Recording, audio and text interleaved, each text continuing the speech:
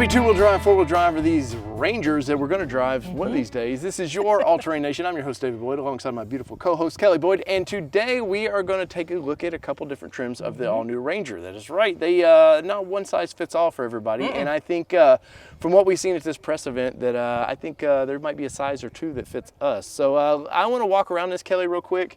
I want your opinions of these vehicles, and we will go from there.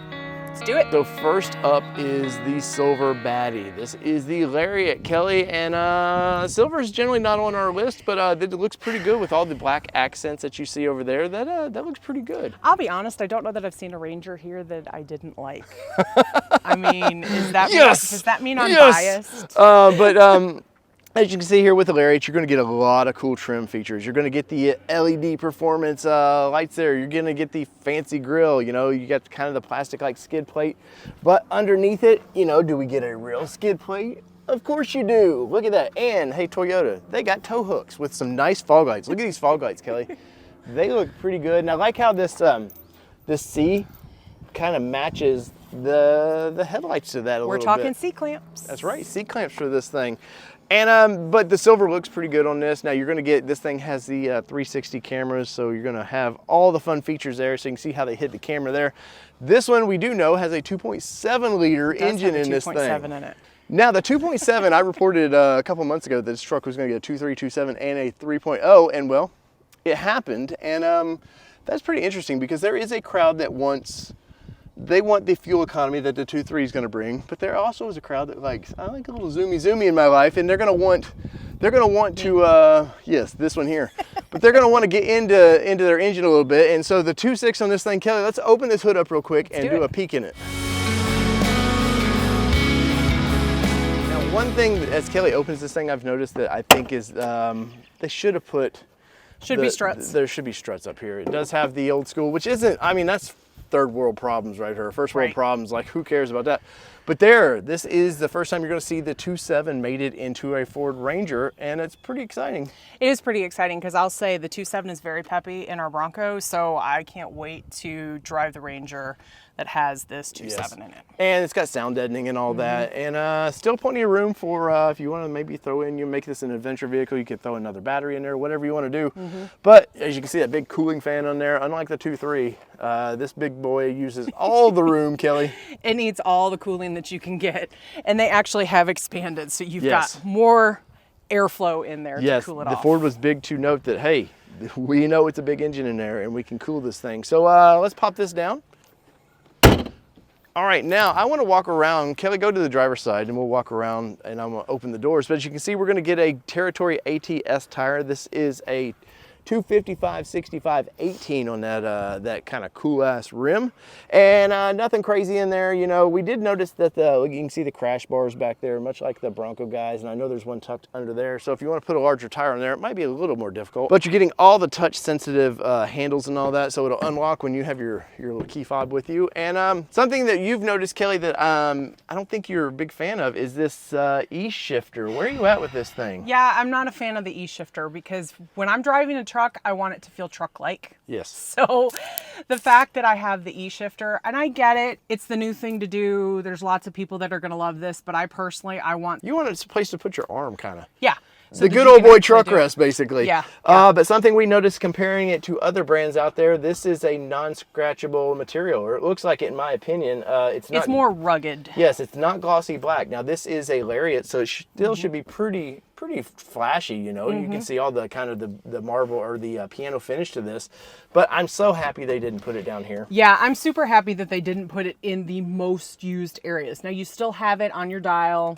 You know, coming from Bronco, you know what this little fabulous little thing does. One big feature they are touting is the step here. And as you can see, look at that, fits foot in there. If you want to get up into the back of the bed, you know, I'm being, 5'8", not a tall guy. That is a nice feature that I want to get back here, reach over, maybe show the booty a little bit. But this is a light tailgate on this thing. So look at that. It's a power assist there. So it's got actual shock for power assisting, which is very nice. Bed liners, you're getting all the wattage you want there. So when you're on your camping trip, you can go have fun. All right, we've got a Lariat Chrome edition, and Chrome is not necessarily my thing, but there is a certain crowd, Kelly, that does love chrome on their vehicles. For sure. You know, you can blind pedestrians as they're trying to walk in front of you, but that's okay. Like I said, there's a vehicle for everybody. Now, one feature I do like about this, me and Kelly has not talked about this yet, is these seats. These seats, I really like the seats. I like the color with the you know, you guys know this isn't my favorite color, but that color with these seats is pretty nice. It feels a lot like a Bronco. The way the seating position is very comfortable. It seems to have nice lumbar support with that. It is electric, which is really cool. Once again, like Kelly said, I mean, this doesn't bother me by any means because it is actually pretty comfortable to lay your arm across the armrest there and onto it. But you know, something about a truck, you just kind of want the big shifter. Now, if you were to have that big shifter, come on in here. If you were to have that big shifter, guess what that's getting in the way of? That's getting in the way of your beautiful monitor there. So I can see why they might want to kind of go to the lower one. But you got real knobs. You know, that's pretty nice. You got a volume button there with your on off.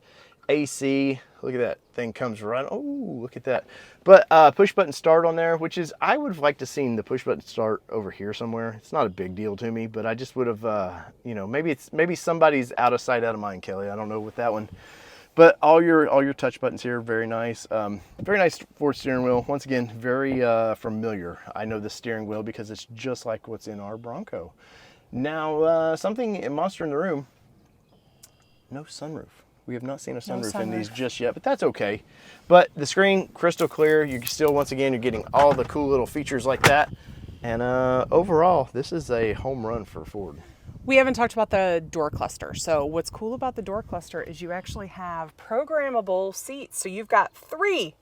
Not really sure why you need 3. Maybe one's for the kids, one's for you, one's for me. I don't know. Maybe the dog or cat, they need one. Maybe they all need one. But I do dig that there's actually more than one there, because a lot of times he and I fight over seats. Yes, we do. And when you have electric seats, that is one of those things where they're slow to move, you know, which is they should be, but like we do fight over it. But very nice touch features. I like the little bit of platinum to that. It looks nice trim features. I love to, and I don't know if you've noticed how they've kind of brought some painted features into the vehicle like that. We've seen that with their Broncos. They do that in the 2-doors. Well, and your handle is a little different. It did take me a minute to get out of this, I'll be honest, when we went to get out of it, because it's a squeeze handle. That's right, as you can see there. Let's go ahead and squeeze that for us. Like you can see it right there.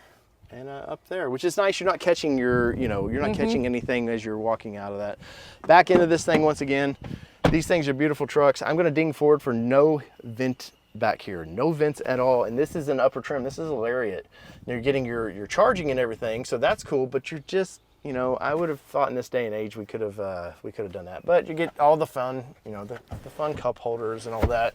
Seats are just immaculate. They look pretty. I really do like how these things look.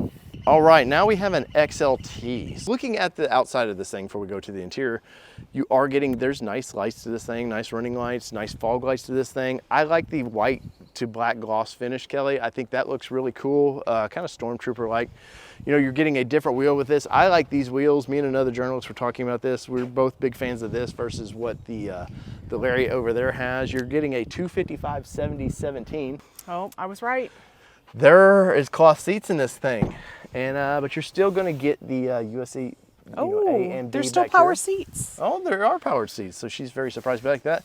But you're getting kind of a cloth seat in this thing. You do have the optional security there for the passcode on that. They did not bring the plastic or the paint into the interior, but they've brought a new design, this kind of octagon shape. Yeah, it kind of matches the seats there. But what were you saying you noticed? It still has powered seats in this model. It does. Look at that. There are powered seats in this model, and look at the heavy duty floor mats. That's very nice. And for one, I kind of like this trim, I think, a lot better than the Lariat. I like the little accents to this little octagon shape they've done into the dash there. That looks really cool. There is something I see that it does not have that I would really nitpick on. What is? It's not push start. There is no push start to this one. That's right. So you're paying for some nicer features in the vehicle, which push start should almost just be standard anymore. 100%. I love that feature, but I understand this is a lower trim truck and you can't have all the features, but you get, looks like a nice leather boot to this thing. But yet you have phone charging in there is what's weird to me. Yeah. Like that to me is in a little bit higher of a model. Yeah. So the fact that you have a key not a push start.